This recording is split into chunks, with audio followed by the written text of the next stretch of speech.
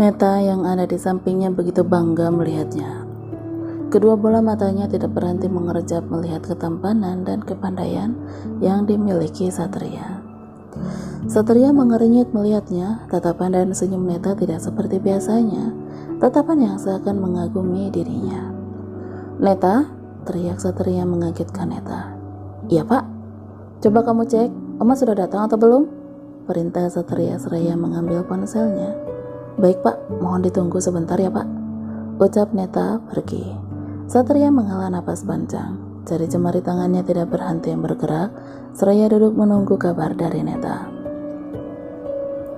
"Apa yang dia lakukan hari ini?" tanya Satria mengambil ponsel di saku jas miliknya. Secara perlahan dia mulai melihat rekaman CCTV yang ada di handphonenya. Dia sangat ingin tahu kegiatan apa yang dilakukan istrinya sehari-hari selama dia bekerja.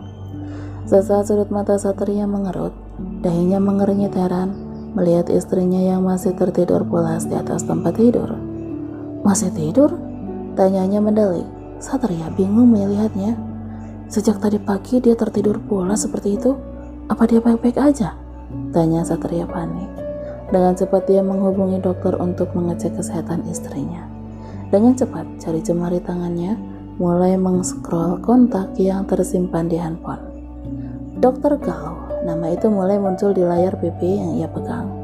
Tok tok tok. Ketukan pintu membuat Satria mengurungkan niatnya untuk menghubungi Dokter Galuh.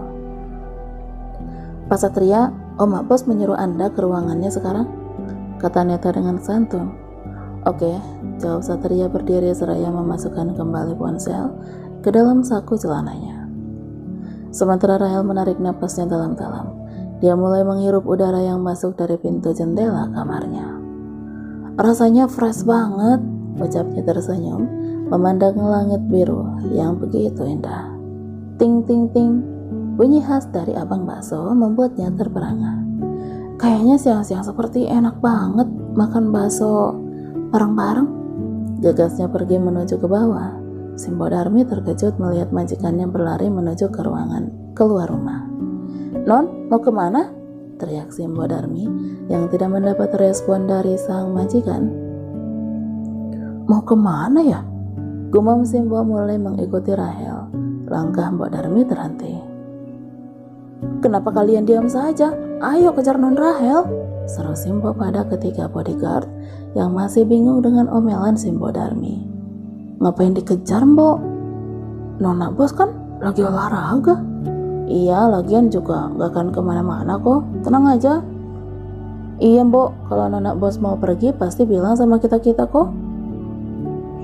"Ya Simbo khawatir aja, kan Aden Bos pernah bilang Nona Rahel gak boleh keluar tanpa kita." "Iya Mbok, kami tahu kok," jawab mereka serempak. Sesaat kedua mata mereka terbelalak saat Rahel mulai membuka pintu pagar rumah. "Lah kok?" tunjuk Mbok Darmi ke arah Rahel keluar. Tanpa banyak buang waktu, mereka dengan cepat berlari mengejar Rahel. "Hei, kalian mau kemana?" tanya Pak Satpam yang bingung saat mereka melintas di hadapannya secara tiba-tiba. Pak Satpam hanya mengernyit heran dengan tingkah mereka yang begitu aneh. "Kenapa mereka berlari seperti itu?" tanyanya terkejut saat ada tangan yang menyentuh bahunya. "Ya Tuhan, kenapa Aden Bos membangun halaman ini begitu luas sih?" gerutu Simbo dengan nafas terengah-engah. "Mbok Darmi, kenapa ngos-ngosan? Apa Mbok Darmi mau memukul mereka dengan kemoceng ini?"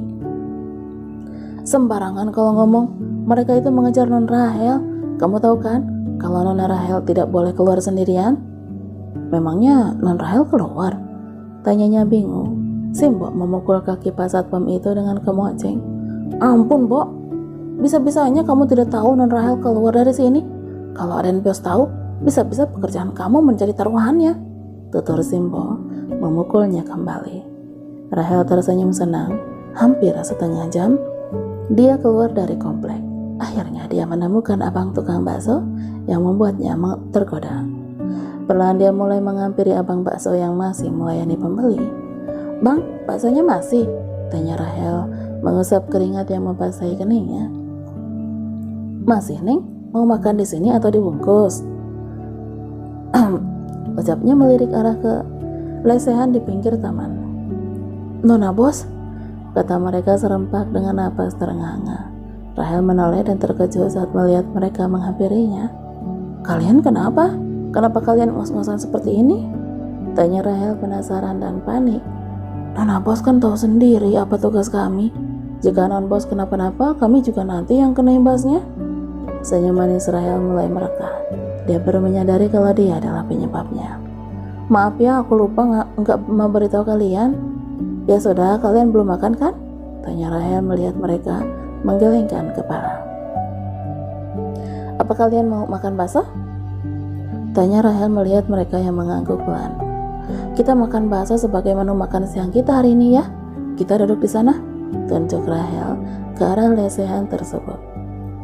Sementara itu Satria menghela napas. Dia terdiam seraya menggaruk-garuk alis tebalnya yang tidak gatal. Sejak masuk ke ruangan kerja sang Oma, dia hanya melihat dan mendengar amarah Oma kepadanya. "Kamu ini benar-benar keras kepala jadi orang," tutur Oma yang mulai capek dengan omelannya.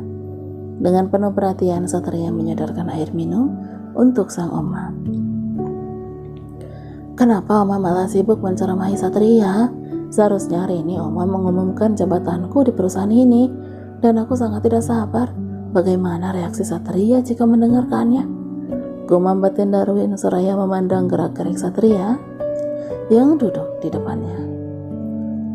"Apa Oma sudah puas memarahi Satria?" tanya Satria yang mulai lelah. "Kamu itu." Semua terdiam dan mendengarkan semua omelan Oma yang tertuju pada Satria. "Maaf Oma, Satria benar-benar tidak mau membuang waktu seperti ini. Banyak pekerjaan yang menunggu Satria di kantor." "Satria pergi." Gegah Satria pergi meninggalkan mereka semua. "Anak itu benar-benar membuatku rindu sama Opa. Wataknya sama persis sama opanya. Keras tapi ada sisi kelembutan di hatinya." Oma menghela napas dan mengernyit heran saat semua mata tertuju padanya. "Kenapa kalian menatap seperti itu?" kata Sama emosi kembali. "Maaf Oma, bukannya saya lancang, tapi bagaimana tentang posisi saya dan Monica di perusahaan ini?" tanya Darwin memberanikan diri.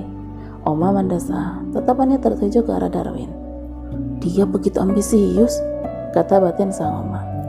"Iya Oma, biar kami bisa langsung kerja hari ini juga," sahabat Monica tersenyum tipis. "Rita juga capek, seperti tadi kami hanya mengikuti kemanapun Oma pergi. Rita juga masih ada urusan Oma," protes Mama Rita. Pak Daniel mencari aman. Dia tidak mau membuat mertuanya emosi kembali jika dia ikut memprotesnya. "Ya sudah, kalau kalian tidak sabar ingin tahu jabatan kalian di perusahaan ini," berkata Oma, membuat hati mereka dak-dikduk. Rahel sangat senang melihat semua pengawal pribadinya terlihat begitu lahap. "Apa kalian mau nambah lagi?" tanya Rahel yang menawarkan bakso untuk keempat kalinya. "Tidak Nona Bos, cukup ini yang terakhir," ucap salah satu di antara mereka. "Baiklah, jika kalian gak mau nambah lagi," kata Rahel, pergi untuk membayar semua bakso tersebut. "Ya Tuhan, bisa-bisa badan kita jadi gemuk. Bagaimana caranya kita diet kalau kita terus makan seperti ini?" "Iya, aku juga heran. Apa Non Rahel tidak takut gemuk ya? Makan sebanyak itu." "Kalau menurut aku secara pribadi, itu semua bukan karena dirinya sendiri." Mereka semua terbelalak kaget dengan perkataan Ibnu barusan. Teka-teki yang membuat mereka penasaran. "Terus, karena hal apa?" tanya mereka serempak. "Menurut pengalamanku, Nona Rahel seperti orang lagi," kata Ibnu menghentikan kata-katanya. "Kita pulang?"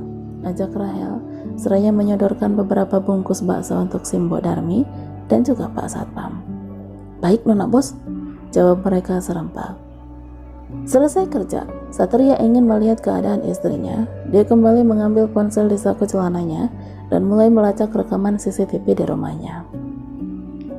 Sesaat kedua matanya terbelalak ketika melihat Rahel bermain catur dengan salah satu pengawalnya. "What? Sejak kapan dia suka main catur? Bukankah dia tidak suka dengan catur?" tanya Satria seorang diri. Sudut matanya mengerut, pandangannya memicing menatap gelagat istrinya yang agak aneh. Ini benar-benar aneh. Apa ini ada hubungannya dengan tidurnya tadi pagi? Tebak Satria berpikir. Di satu sisi, Darwin tidak habis pikir jika apa yang dia bayangkan tidak sesuai dengan kenyataan. Kenapa Oma memberiku jabatan seperti ini? Bukankah dia bilang akan menjadikan aku pemilik perusahaan ini? Darwin kecewa, tangannya mengepal dan memukul meja kerja secara perlahan. Menjadi HRD dan Monica menjadi manajer. Terus apa yang harus aku banggakan di depan Satria? Gumamnya sarang diri. Dia mendesak berdiri dan menopangkan kedua tangan di dada. Tatapannya memicing ke arah foto keluarga angkasa yang terpasang di dinding rumah HRD tersebut. Nona Bos, apa enggak sebaiknya Nona Bos istirahat aja? Ini sudah sore loh Non, apalagi sebentar lagi Pak Satria akan pulang. Tutur Ibnu yang melihat atasannya tidak merespon perkataannya. Kedua matanya berputar menatap ke arah teman-temannya yang menaikkan bahu secara bersamaan. Mereka mulai mencari alasan agar bosnya itu menyudahi permainan catur yang masih berlangsung saat ini. Iya Non, alangkah baiknya jika Non Bos. Kedua bola mata indah Rahel menghentikan kata-kata yang akan keluar dari mulut salah satu pengawalnya. Sejak tadi siang, kenapa kalian memanggilku Nona Bos? Tanyanya penasaran, seraya menopangkan kedua tangan di dada. Ya karena kami ikut Simbo, kami rasa sangat enak didengar gitu, sahut Ibnu. Betul Nona Bos kan masih muda dan cantik. Menurut kami sangat pas kalau kami memanggilnya seperti itu. Jawaban mereka benar-benar membuat Rahel gembira. Hati kecilnya seakan berbunga-bunga dengan pujian yang terlontar dari mulut mereka. Ini sudah jam 5 sore loh Non. Sebentar lagi Pak Satria pulang. Suami saya pulangnya malam. Sudah, ayo kita main lagi. Rahel bersikeras untuk bermain catur kembali. Tapi Non, apa Non Bos tidak sadar kalau Non Bos sedikit berantakan? Tatapan tajam mulai mengarah pada Ibnu. Rahel mendesah sebal. Dia tidak mengerti kenapa sedari tadi Ibnu terus memberikan sebuah alasan kepadanya. Maaf Non, saya tidak mau saja. Gegara Non Bos mengabaikan diri, Pak Satria berpaling ke wanita lain. Perkataan Ibnu benar-benar membuat Rahel terkejut. Kedua matanya tidak berhenti mengerjap, merenungi dan mencerna kata-kata yang membuat dirinya sedikit ketakutan. Dia benar, aku memang berantakan. Apalagi seharian ini aku belum mandi. Bagaimana kalau suamiku tiba-tiba memelukku, terus menjauh gara-gara bau badanku yang menyengat? Enggak. Aku tidak mau itu terjadi. Gumam batin Rahel menggelengkan kepala secara perlahan. Tanpa sepengetahuan Rahel, mereka tersenyum seraya menepuk tangan satu sama lain secara pelan. Ya sudah, saya mandi dulu ya. Tolong kalian bereskan semua ini sampai bersih. Siap, laksanakan Nona Bos. Jawab mereka semangat. Akhirnya, mereka berhasil meyakinkan majikannya yang secara tidak langsung menyudahi permainan catur. Permainan yang membuat mereka semakin stres dan melelahkan otak.